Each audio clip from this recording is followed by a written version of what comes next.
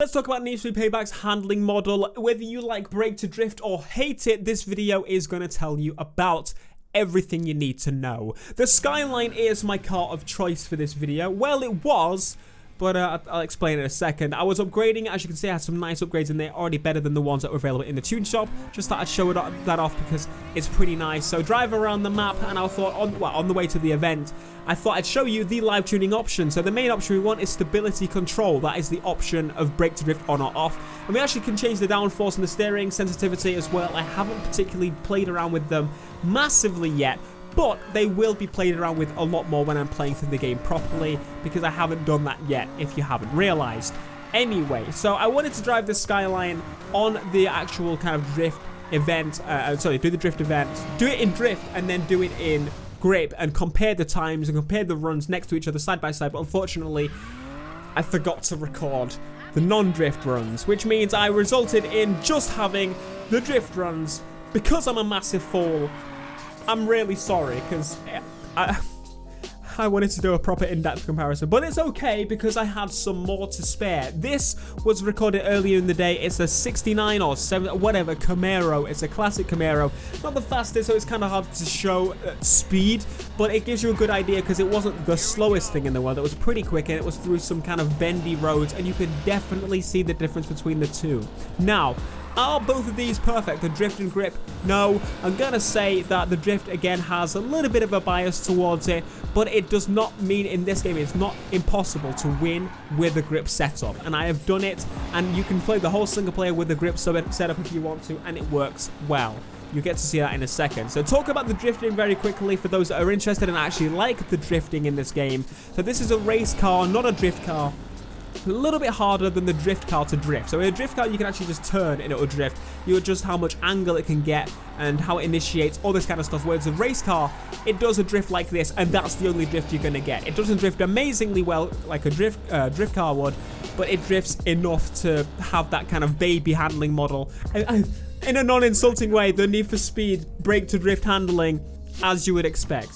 Anyway, so that, I didn't want to install any mods, obviously. Got the speed cards, but no mods are being installed on this car because we need to keep it a fair balance between both. We're just keeping it as is. So on my way back, going back into the live tuning, we're putting stability control on, and I actually did play around with the downforce and steering sensitivity throughout this as well. In the end, see, I had a little bit high in the downforce on low.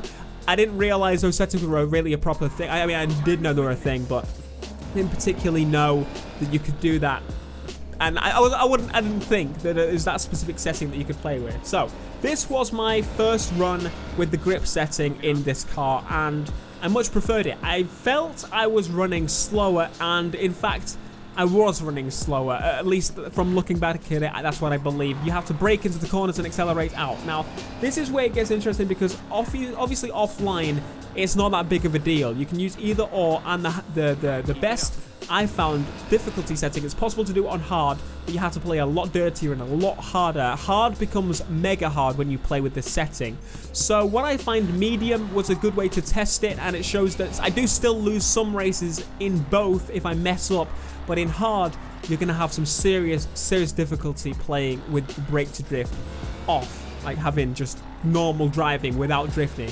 Again, you can drift in this by slamming the handbrake, and that might be the thing you do sometimes, and maybe if you touch the dirt, it also does it. But here we go, friends. It is now time to jump into the comparison. So the first comparison I have for you is not timed linked up. It's going to be linked up right at the beginning, but the corners are what we're linking up in this run. So corners and how it's taken is going to be shown. So I think particularly my favorite, so I'm going to use non-brake to drift. Non-brake to drift is still my favorite. It looks much more, just personally, I feel that's how a car should drive, and you can see the run on this. They're definitely not comparable. My brake to drift runs definitely weren't that good. It was just kind of being used to driving the brake to drift, like, because that needs to kind of forces you to do the brake to drift, and then easing into non-brake to drift after a while. So again, full screen. Here's a nice little brake to drift option if that's your thing. Very smooth, very clean, much better than 2015. And then if you want to do the non-brake to drift, you go through, and honestly the speeds really weren't that off if you were looking at them. Again, I'm lining them up via the corners themselves rather than the actual race time. There is going to be a race time run in a second, but for the most part, you can see they're pretty darn close on how they get through the corners. Much, much better than what it was on the last game. And also, I believe the camera was different on the other one, on the non-brake to drift. But anyway, you want to see a proper race comparison. So these two times are not my best times in the slightest. I didn't get too much time to play around with Need for Speed Payback. So what I thought I'd do is just do a couple of runs on each. So I did 2 runs on each. And these are pretty much my, like, I say best times for both. I mean, I probably would have got better on both, but I didn't want to sit driving around in a basically stock Camaro for a long while. Anyway.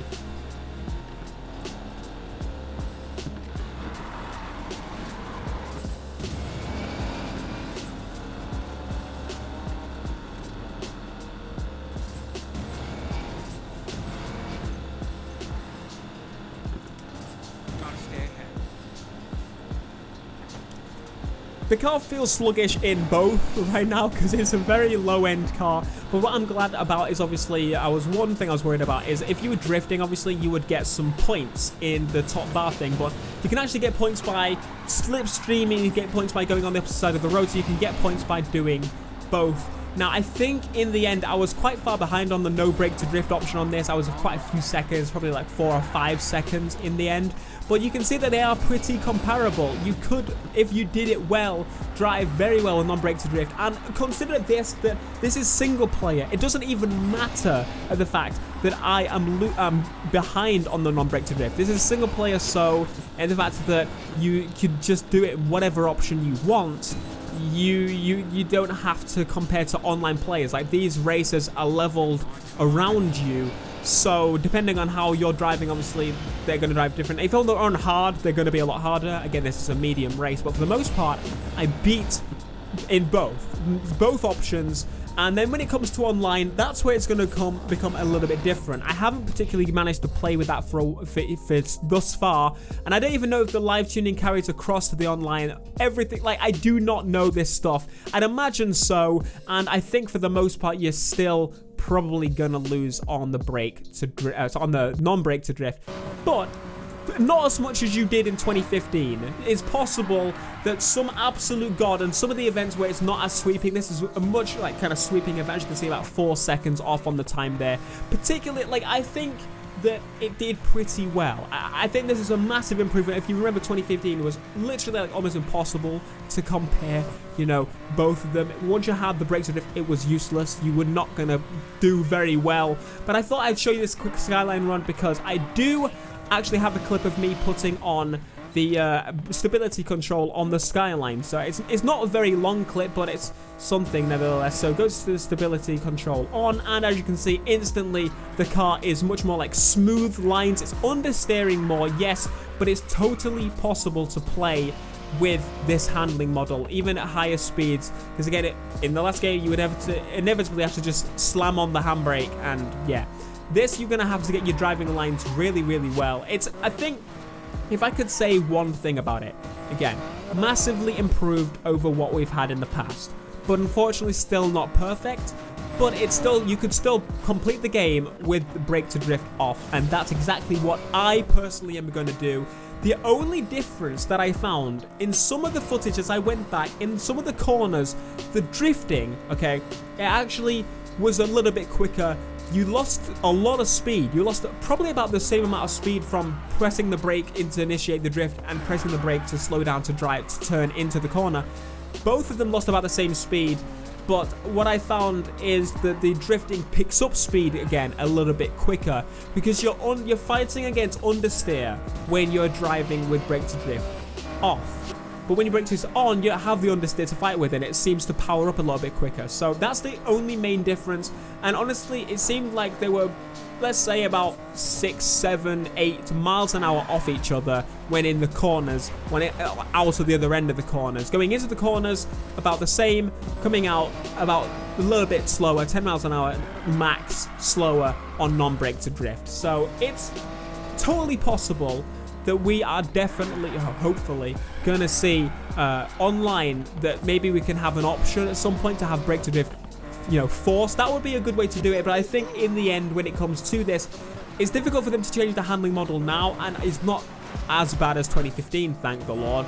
But I would like to see in the future it balanced a little bit more, because not all of us still like to drift. It's better than it's been forever, but it's still, it needs a tiny bit of work to complete it. Again, playing through the single player, you're not going to have an issue whatsoever. You can turn it off and you can enjoy it just like a classic Need for Speed. You're not going to turn as much as you probably could in some of the older games, but it's much more like realistic. You're going to understand more. But when it comes to playing online, that's where it's going to be a little bit more interesting. And I'm hoping that they're going to implement an option just to kind of fix it for the time being, to force brake to drift on or off by the user setting, like when the users vote or something. Just give us an option for that, and that will particularly solve all the race problems.